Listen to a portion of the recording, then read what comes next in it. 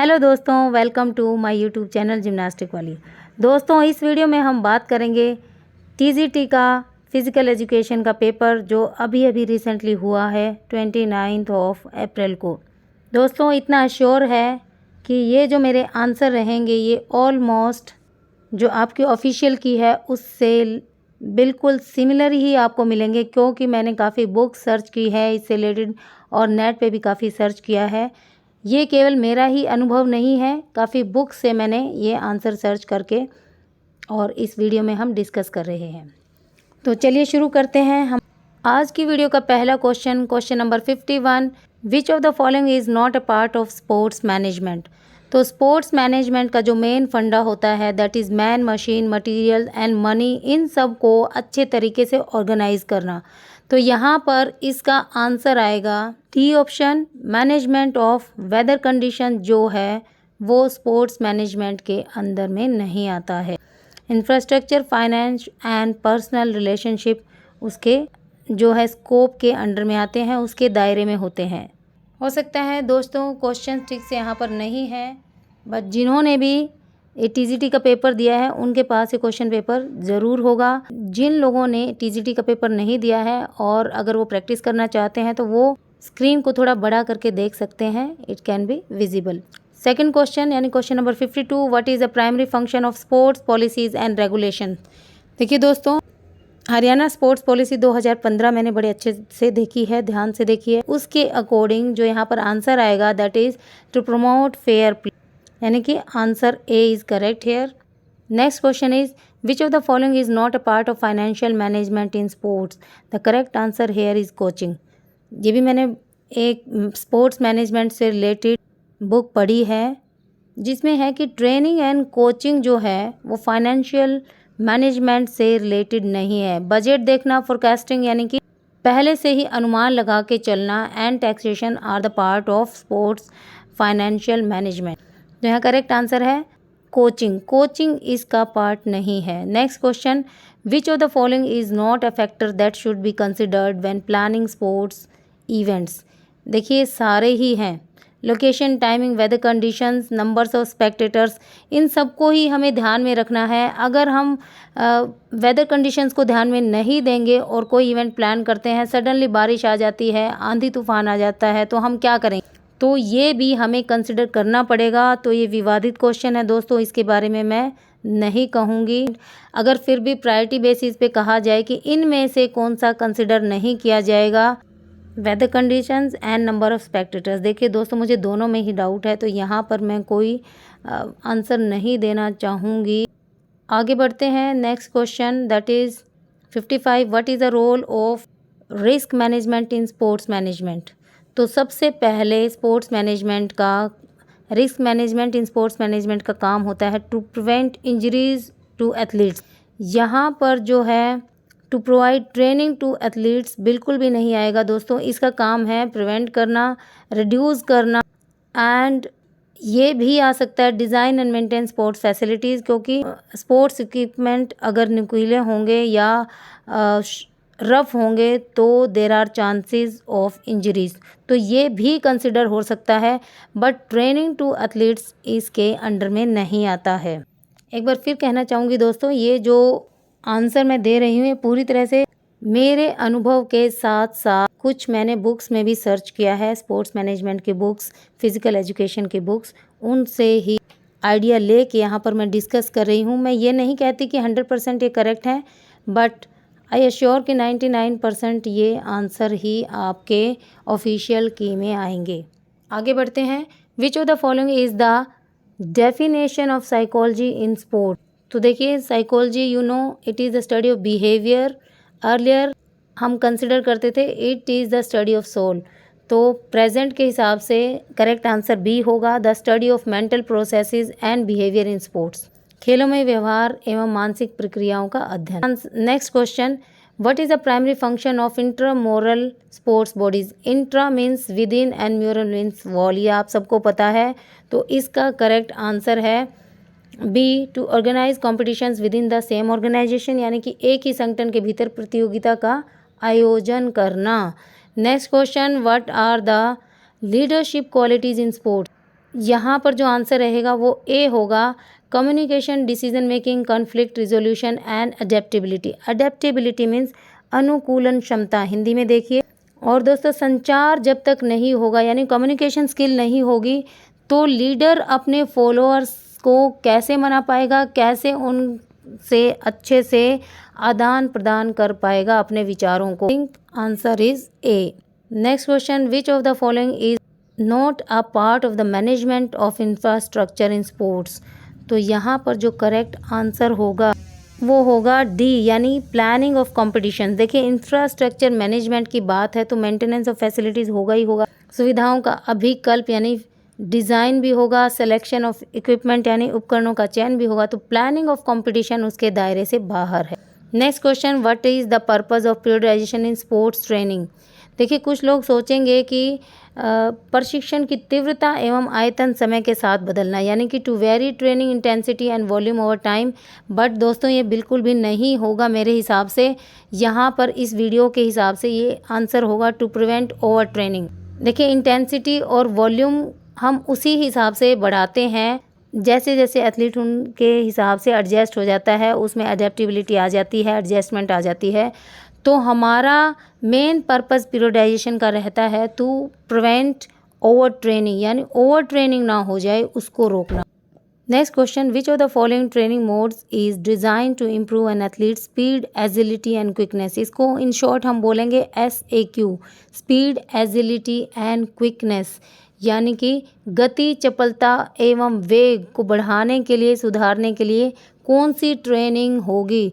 Here the correct answer is B, plyometric training. Plyometric training यानी कि jump, quickness and flexibility, इसमें सारी चीज़ें इन्वॉल्व। डेप्थ जंप भी इसमें आते हैं यानी गहराई वाले जंप आप कह सकते हैं, और सडनली यानी एक्सप्लोसिव स्ट्रेंथ का भी इसमें यूज़ होता है। तो SAQ यानी कि स्पीड, एजिलिटी एंड क्विकनेस के लिए ये बिल्कुल बढ़िया और सही ट्रेनिंग होगी। द करेक्ट आंसर है इज़ बी, प्लायोमेट्रिक ट्रेनिंग। ये क्वेश्चन के बारे में हम डिस्कस कर चुके हैं। अगर आपने क्वेश्चन नहीं देखे तो फिर से एक बार देख लीजिए। तो अब हम डिस्कस करने जा रहे हैं क्वेश्चन नंबर 62।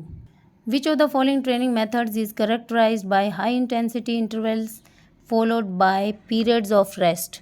तो यहाँ पर आंसर इन्होंने बहुत ही अच्छा दे रखा है, D, high intensity interval training. देखिए हाई इंटेंसिटी इंटरवल ट्रेनिंग पूरा ही यहाँ पर बिल्कुल दे रखा है by periods of rest. Interval का मतलब है उसके बीच में ब्रेक देना यानी कि रेस्ट को इंक्लूड करना। Next question, technical preparation for sports refers to. Technical का मतलब है आप अपने स्पेसिफिक स्पोर्ट्स से रिलेटेड फर्दर स्किल्स को कैसे सुधार सकते हैं।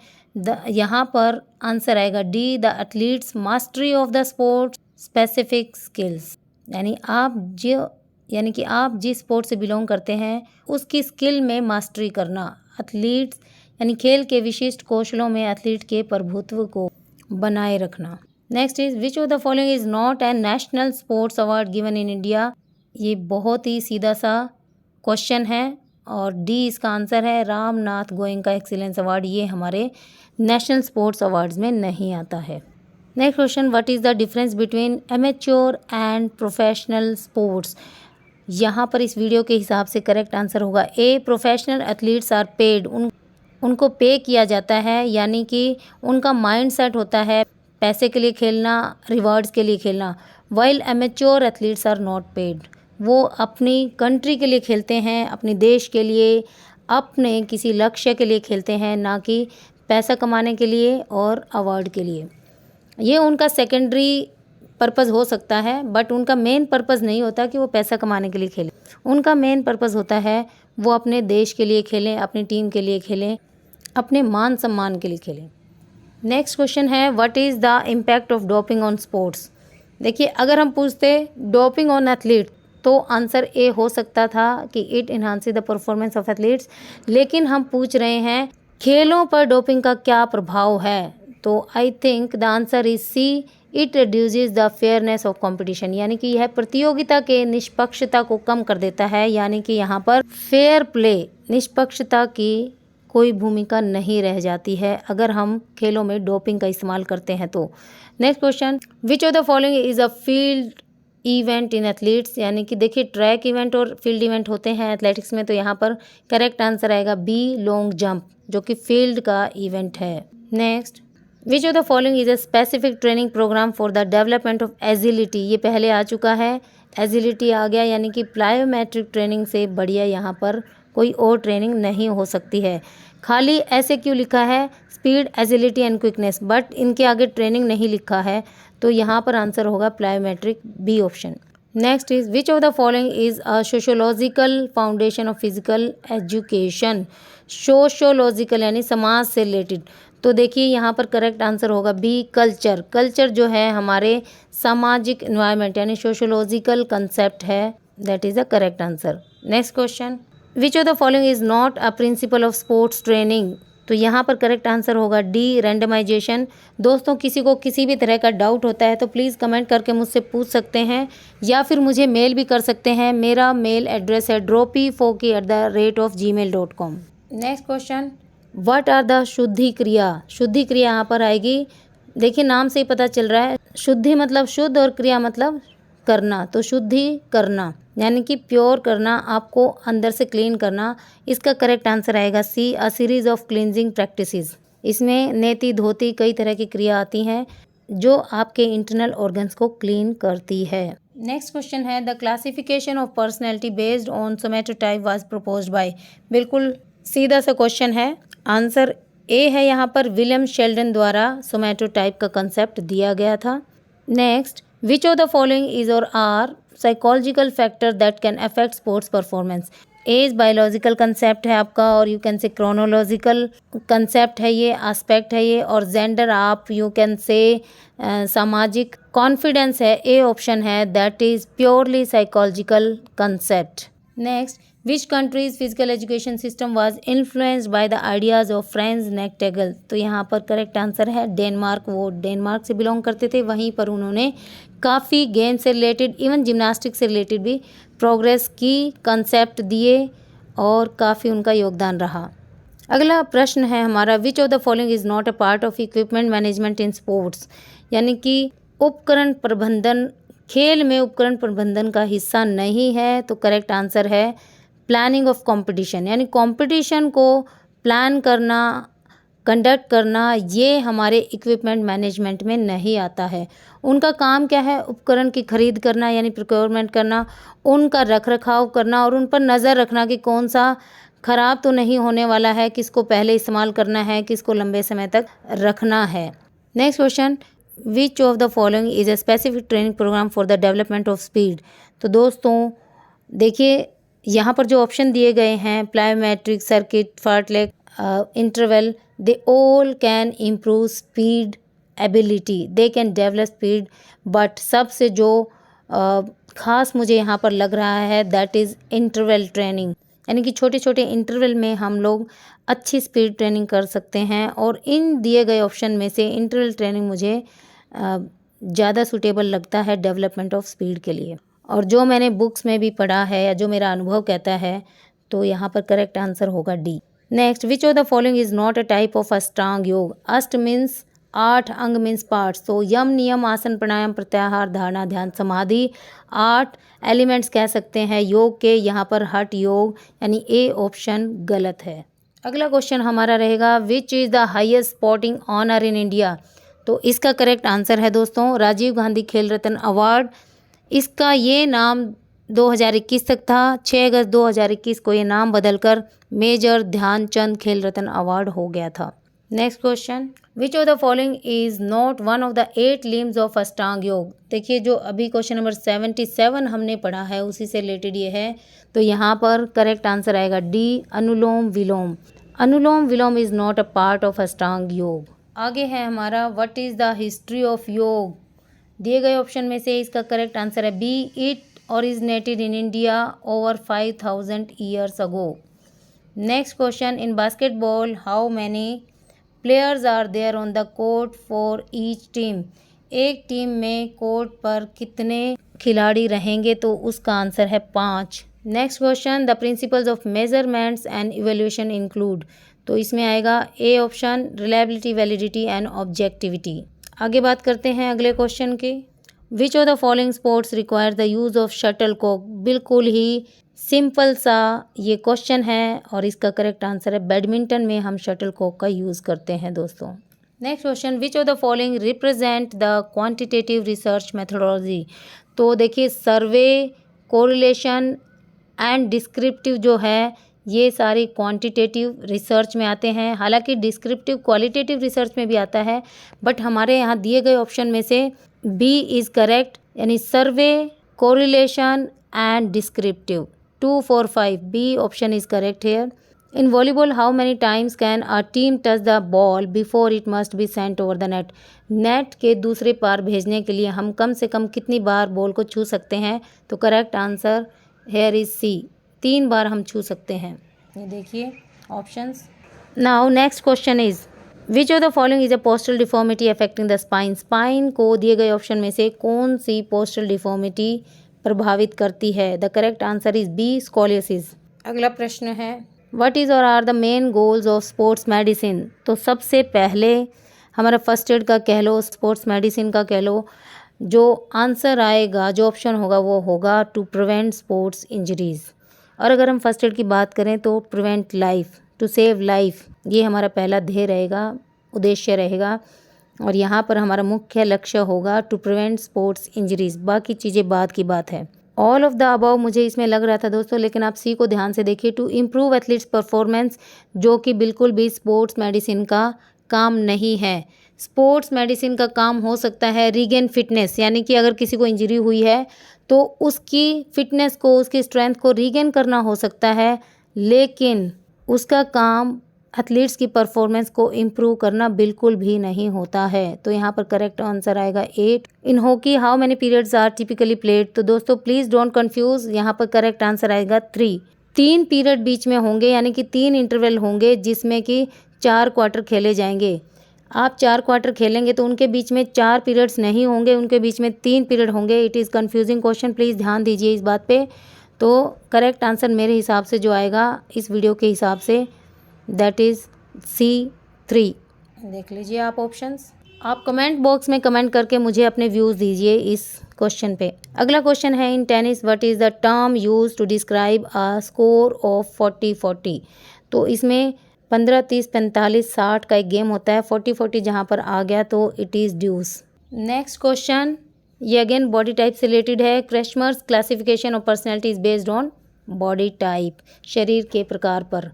अगला question which of the following is a minor game in sports. देखिए आपने रग्बी का नाम सुना होगा, टेबल टेनिस का नाम सुना होगा, और लैक्रोस एंड अल्टीमेट फ्रिस्बी ये बहुत बड़े लेवल के गेम नहीं है, बट इनमें भी अगर हम डीपली जाएं तो अल्टीमेट फ्रिस्बी मतलब जो डिस्क थ्रोइंग जैसा गेम है ये माइनर गेम है ultimate frisbee. C option is correct here. आगे बढ़ते हैं which of the following is not a common sports injury. तो यहाँ पर आंसर है दोस्तों डी, कंकशन कोई स्पोर्ट्स इंजरी नहीं है। It is a psychological problem, headache से रिलेटेड, डिसीजन मेकिंग से रिलेटेड ये प्रॉब्लम है। अगला क्वेश्चन है what is the primary difference between kinesiology and biomechanics. दोस्तों अगर हम पढ़ेंगे तो सारे ही ऑप्शन हमको करेक्ट लगते हैं, बट इस वीडियो के हिसाब से option A is correct. Kinesiology जो स्टडी होती है it is the study of human movement, logy mean study and kinesis means movement, तो study of human movement. While biomechanics आप ध्यान से देखिए, 2 वर्ड हैं bio and mechanics. It is the study of the mechanical properties of biological system. देखिए bio से related biological system and mechanical property से related mechanics, तो A option is correct here. अगला क्वेश्चन है which of the following is not a law of motion. बड़ा सीधा से इसका आंसर है law of conservation of energy. Next question which of the following is not a joint movement. C option correct है दोस्तों। यहाँ पर स्पाइनेशन ये ज्वाइंट मूवमेंट नहीं है, it is the movement you can say sliding movement of radial and ulna bone. Next question है which of the following ancient civilisation is known for promoting physical education and sports. Promotion के लिए सबसे पुरानी जो सभ्यता है वो कौन सी जानी जाती है, Greece. B is correct here. अगला क्वेश्चन है which of the following is not an example of a fundamental movement analysed in kinesiology and biomechanics. देखिए दोस्तों running, throwing, pushing all are fundamental, but swimming मेरे ख्याल से fundamental नहीं है, या जो मैंने पढ़ा है क्योंकि swimming is a combination of all these fundamental skills. So fundamental नहीं है ये, बेसिक नहीं है ये, एडवांस कह सकते हैं हम, और इन सब फंडामेंटल स्किल्स का कॉम्बिनेशन है ये। अगला जो क्वेश्चन है that is what is the main M of sociology in sports. Social word यहाँ पर आ गया, यानी कि समाज से रिलेटेड, तो यहाँ पर करेक्ट आंसर होगा through examine the social factors and institutions in sports. Next question, which of the following is not a type of pranayama. दोस्तों इसको ध्यान से सुनिए, बहुत ही कंफ्यूजिंग क्वेश्चन है ये। एक्चुअली बहुत सारे लोग कंफ्यूज हो जाते हैं कि कपालभाति एक प्राणायाम है, बट ये एक्चुअली षट कर्म का पार्ट है दोस्तों। इट इज़ अ क्रिया। धोती, नेति, वस्ती, कपालभाति, त्राटक एंड न्योली षट कर्म में आते हैं, यानी 6 कर्मों में 6 क्रियाओं में आते हैं। इसलिए यहाँ पर कपालभाति जो है यानी कि बी ऑप्शन इज करेक्ट। भस्त्रिका, उज्जयी, दीर्घ जो है ये प्राणायाम है। दीर्घ मतलब लंबा सांस खींचना। तो ये सारे प्राणायाम के पार्ट हैं। Kapalbhati is not a part of pranayama. Please keep in mind, बहुत सारे लोग इसमें कंफ्यूज हो जाते हैं। Last question of this video, what is surya namaskar. Correct answer यहाँ पर है a series of yoga poses performed in a sequence. एक क्रम में किए गए योगासनों की एक श्रृंखला है सूर्य नमस्कार। तो दोस्तों यहाँ पर मेरी वीडियो समाप्त होती है। आपको कोई भी डाउट होता है तो you can very well comment in comment box, और मुझे मेल भी कर सकते हैं। मेरा मेल एड्रेस है droppyfoki@gmail.com। धन्यवाद दोस्त। इसी तरह से आप मुझसे जुड़े रहिए। Bye bye. फिर मिलेंगे नेक्स्ट वीडियो में नए टॉपिक के साथ।